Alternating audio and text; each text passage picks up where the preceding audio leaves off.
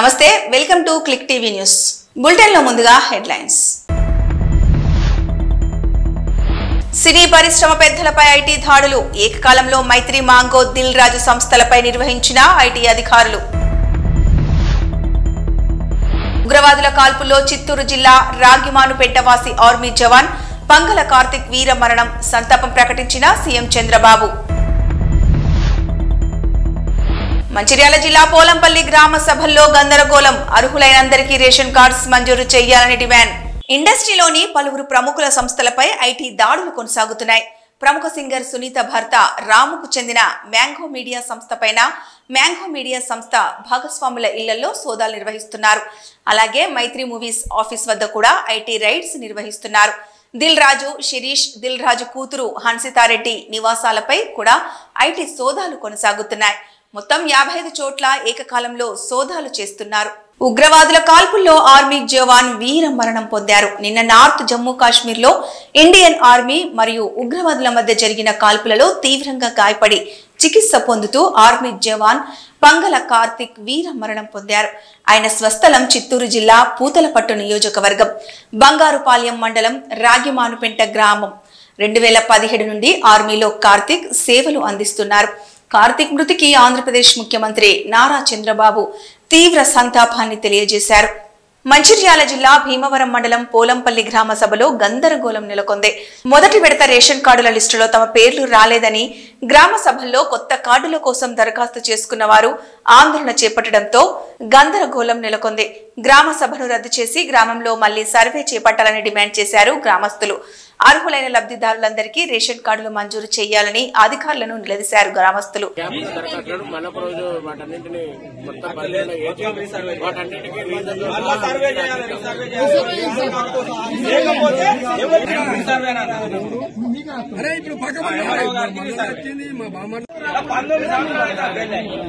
చెప్పు ఏం సర్వే చేసి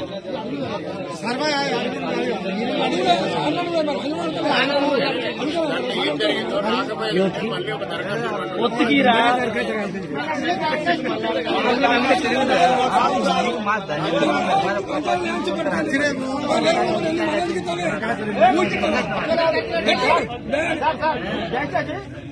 ఈ సెలెక్ట్ మొత్తం ఆపండి. ఆపి అవైలబుల్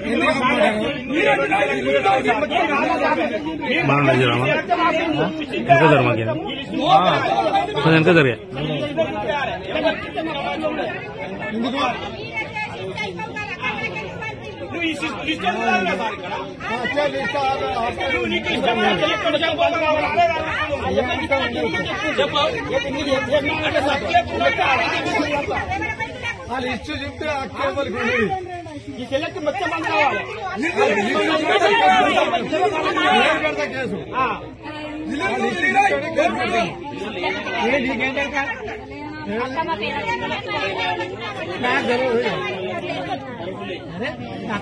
మన అందరికీ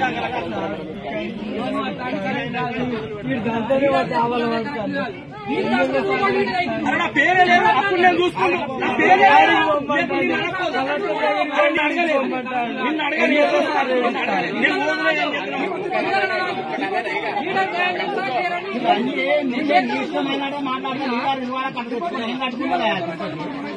వంద చూసిన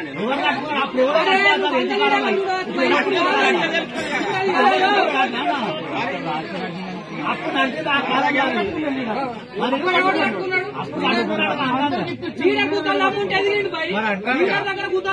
ఎదుగుతాడు. 100 మంది సర్పంచ్ ఉన్నాడు. పొలంపల్లి సర్పంచ్ ఒక్కడే పెద్దోడైనానుకో నేను తెలియదు 100 సంపాదించుకున్నాడు. ఆయన మా పేరు మా పేరు అంటేనే జరిగేది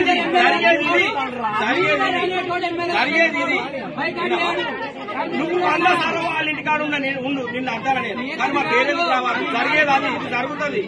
అక్కడ సార్ ఏం చెప్పిండు? శాసనసభ డిక్లేర్ చేస్తానని చెప్పిండు. అందుకే అంటానా లేకపోతానా? సార్ చెప్పిండు.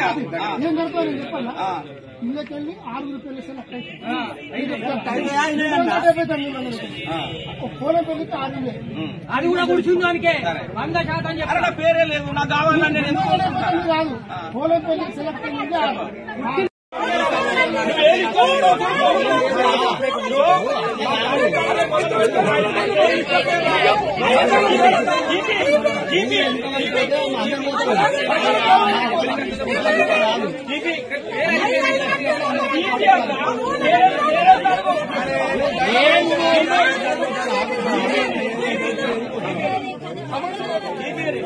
అరే ఒక విషయం తెలుసా, ఏం తగ్గుతుందో మంచిగా రైతుల వీళ్ళందరూ ఎమ్మెల్యే దగ్గరికి పోతారు, ఆ లిస్టు పేరు ఎలక్షన్ చేసుకొని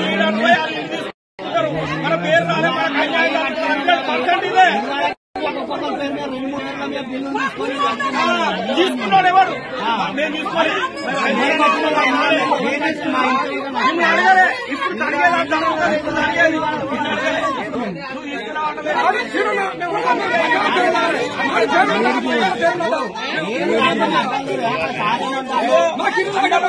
దయచేసి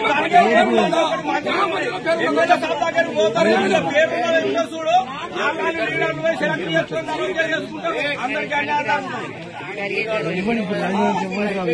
దావోస్ లో వరల్డ్ ఎకనామిక్ ఫోరం రెండో రోజున వివిధ సదస్సులు సమావేశాల్లో సీఎం రేవంత్ రెడ్డి బృందం పాల్గొన్నారు.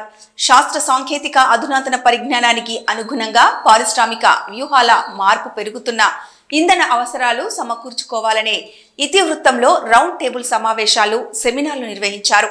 ఇంధన ఉత్పత్తితో పాటు హైదరాబాద్ లో 4th సిటీ అభివృద్ధి, ఏఐ ఆధారిత ఐటీ సేవల విస్తరణ, అత్యాధునిక డేటా సెంటర్ల ఏర్పాటుపై పెట్టుబడులకు సంప్రదింపులు జరిగాయి. ఈ నేపథ్యంలో దావోస్ లో 2 రోజులు పలు కంపెనీల సీఈఓలతో సీఎం రేవంత్, మంత్రి శ్రీధర్ బాబు సమావేశమయ్యారు. Amazon, Unilever, Skyroot Aerospace, Sify Technologies కంపెనీల ప్రతినిధులతో వేర్వేరుగా చర్చలు జరిపారు. ప్రధానంగా ఐటీ, డేటా సెంటర్లు, క్లీన్ అండ్ గ్రీన్ ఎనర్జీ రంగంలో పెట్టుబడులను ఆకర్షించడమే లక్ష్యంగా తెలంగాణ రైజింగ్ టీం చర్చలు జరిపారు. ఈ మధ్య కాలంలో పరవాడ అగ్ని ప్రమాదాల కేంద్రం అన్నట్టుగా వరుస అగ్ని ప్రమాదాలు చోటు చేసుకుంటున్నాయి. అనకాపల్లిలోని పరవాడ ఫార్మా సిటీలో అగ్ని ప్రమాదం జరిగింది. మెట్రోకేమ్ ఫార్మా కంపెనీలో మంటలు చెలరేగాయి. ఎఫ్లూయెంట్ ట్యాంక్ నుంచి మంటలు ఎగిసి పడుతున్నాయి. దీంతో పరిసర ప్రాంతాల్లో దట్టమైన పొగ అలుముకుంది. ఘటనా స్థలానికి చేరుకున్న అగ్నిమాపక సిబ్బంది మంటలను అదుపు చేశారు. ఈ ఘటనపై పూర్తి వివరాలు తెలియాల్సి ఉంది.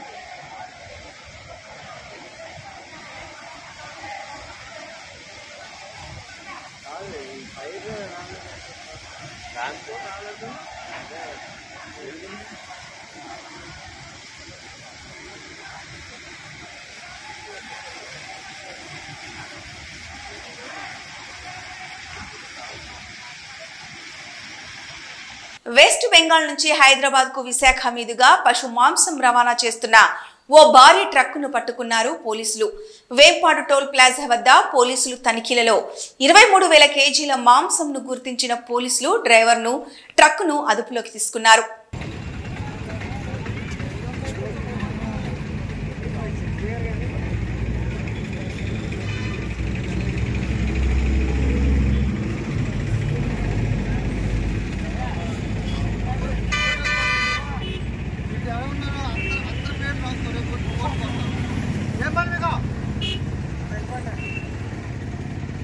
నాచారం ఢిల్లీ పబ్లిక్ స్కూల్లో పిల్లల ట్రాఫిక్ అవేర్నెస్ పార్కును రాష్ట్ర గవర్నర్ విష్ణుదేవ్ వర్మ మరియు రాష్ట్ర రవాణా శాఖ, బీసీ వెల్ఫేర్ మంత్రి పొన్నం ప్రభాకర్ కలిసి ప్రారంభించారు.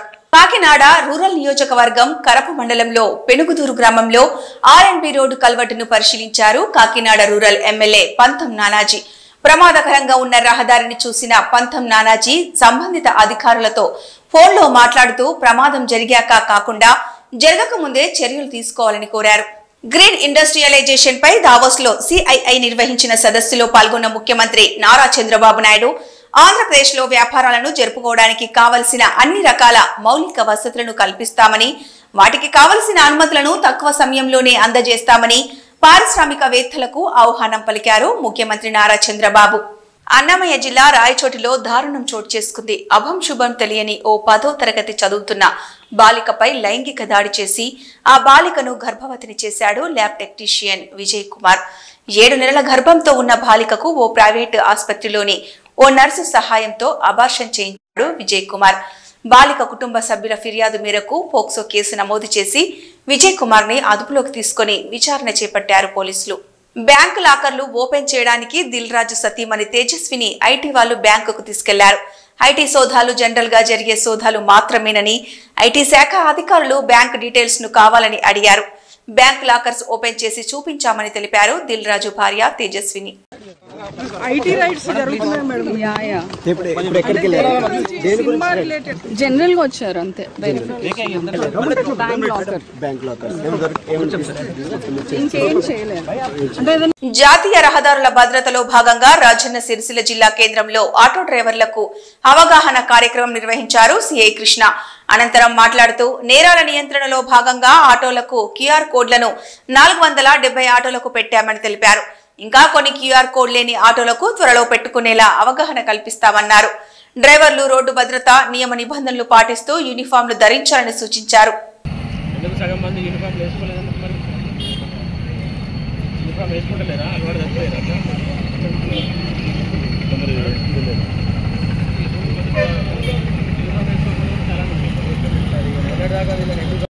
నేషనల్ రోడ్ సేఫ్టీ మందులో భాగంగా ఈరోజు మన రాజన్న సిరిసిల్లలో ఉన్నటువంటి ఆటో డ్రైవర్లందరినీ కూడా ఇక్కడ వాళ్ళకి అవేర్నెస్ ప్రోగ్రామ్ కండక్ట్ చేయడం జరిగింది.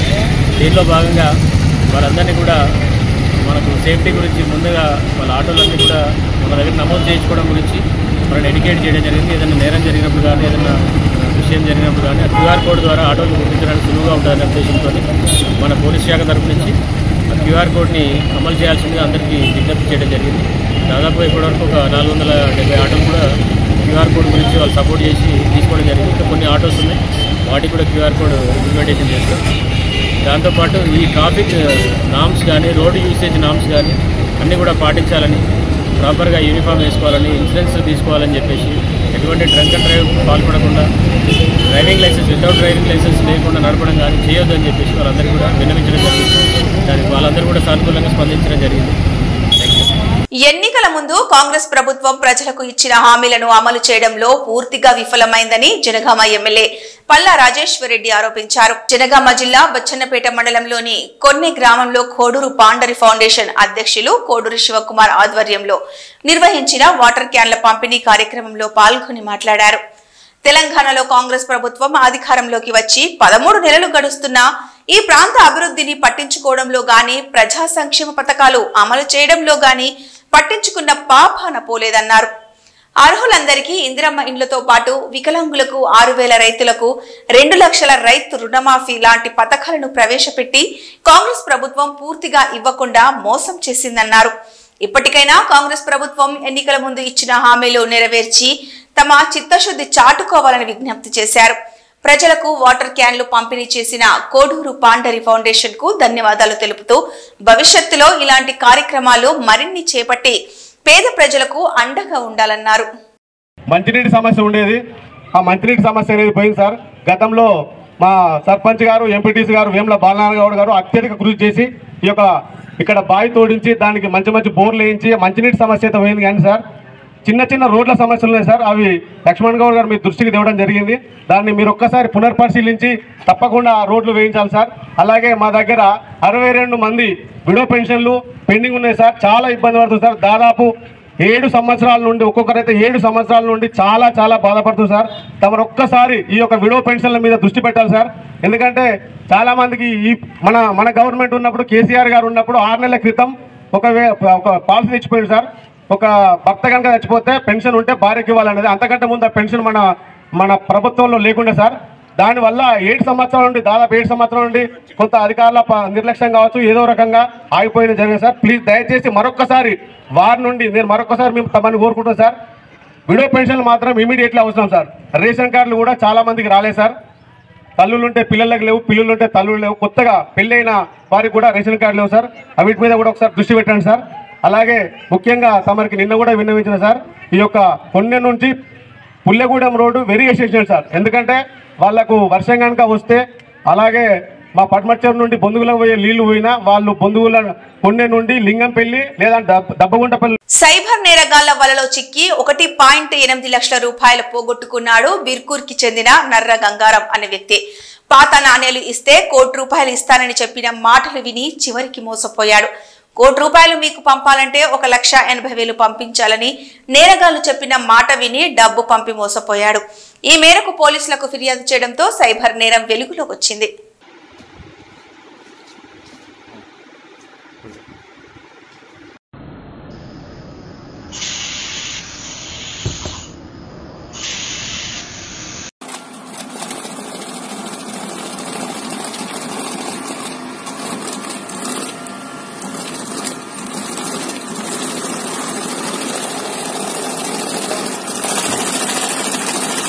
మెదక్ జిల్లా నిజాంపేట మండల పరిధిలోని నార్లపూర్ ఉన్నత పాఠశాలలో సోమవారం అర్ధరాత్రి గుర్తు తెలియని దుండగులు సరస్వతీదేవి విగ్రహాన్ని ధ్వంసం చేశారు.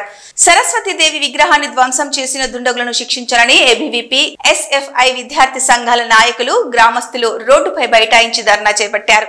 ఈ సందర్భంగా ఏబీవీపీ నాయకుడు భండారి ప్రశాంత్ మాట్లాడుతూ, చదువుల తల్లి సరస్వతీదేవి విగ్రహాన్ని ధ్వంసం చేయడం దారుణమన్నారు. విగ్రహాన్ని ధ్వంసం చేసిన దుండగులను పట్టుకొని కఠినంగా శిక్షించాలని ఏబీవీపీ పక్షాన డిమాండ్ చేస్తున్నామన్నారు. లేని పక్షంలో పెద్ద ఎత్తున ఆందోళన కార్యక్రమాలు చేపడతామన్నారు.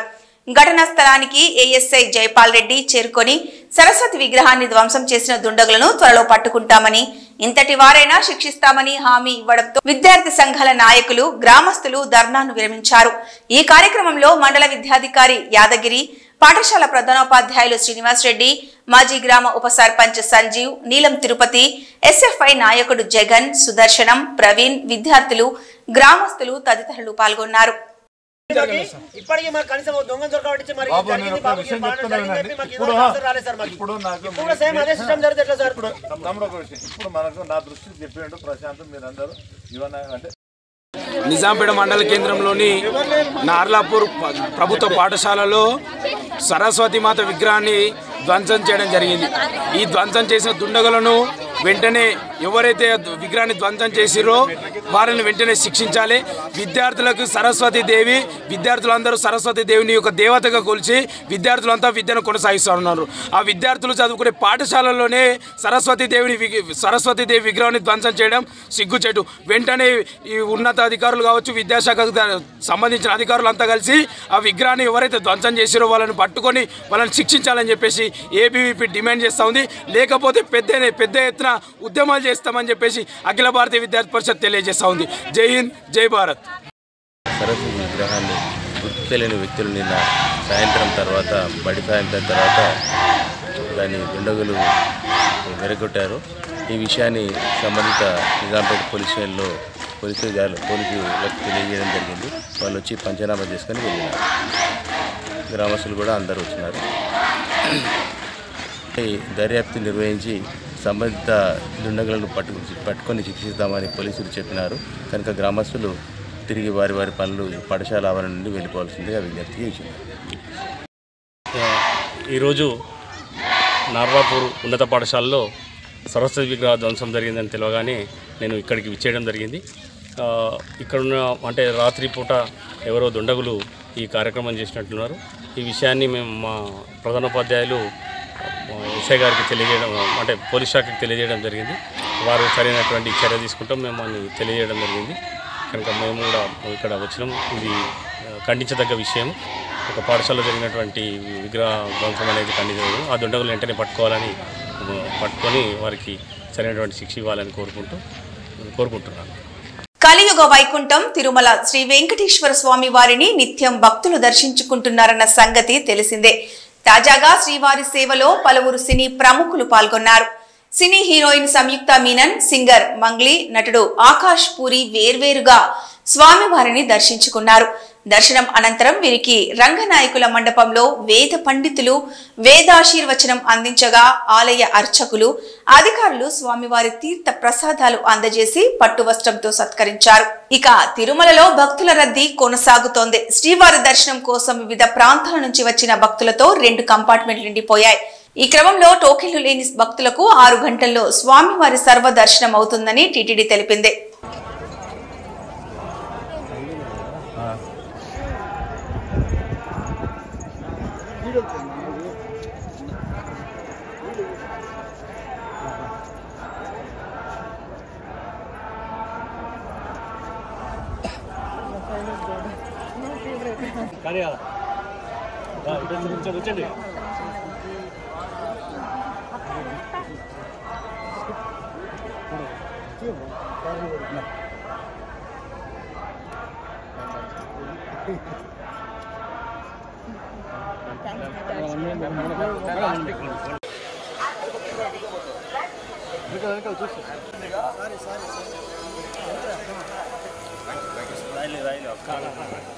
సార్ వచ్చేసేయండి సార్.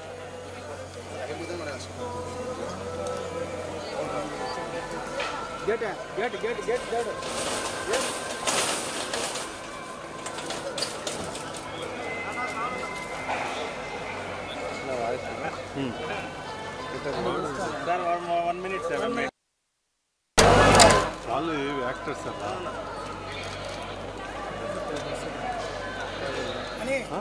ఆయన యాక్టర్ సార్.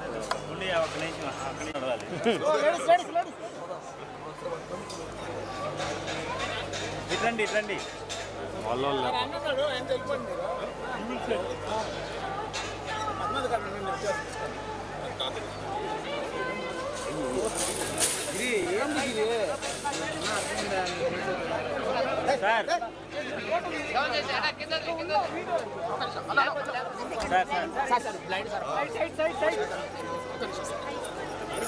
మనిషి నిలబడు.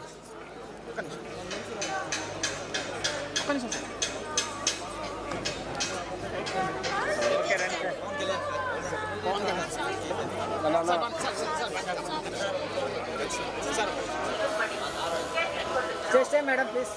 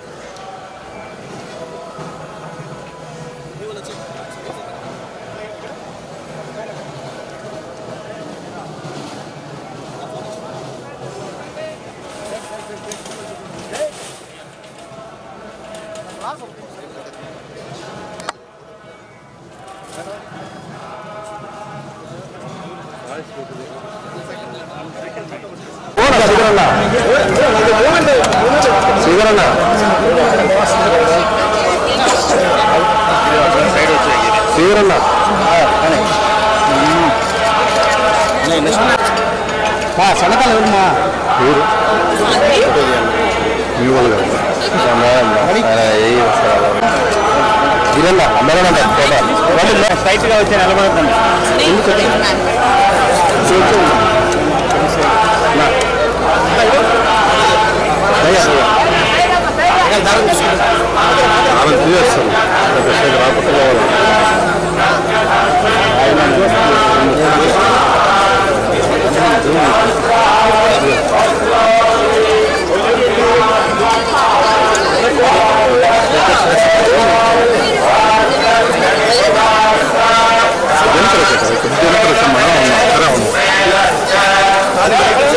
ఇవి ఈ బులెటిన్ అప్డేట్స్.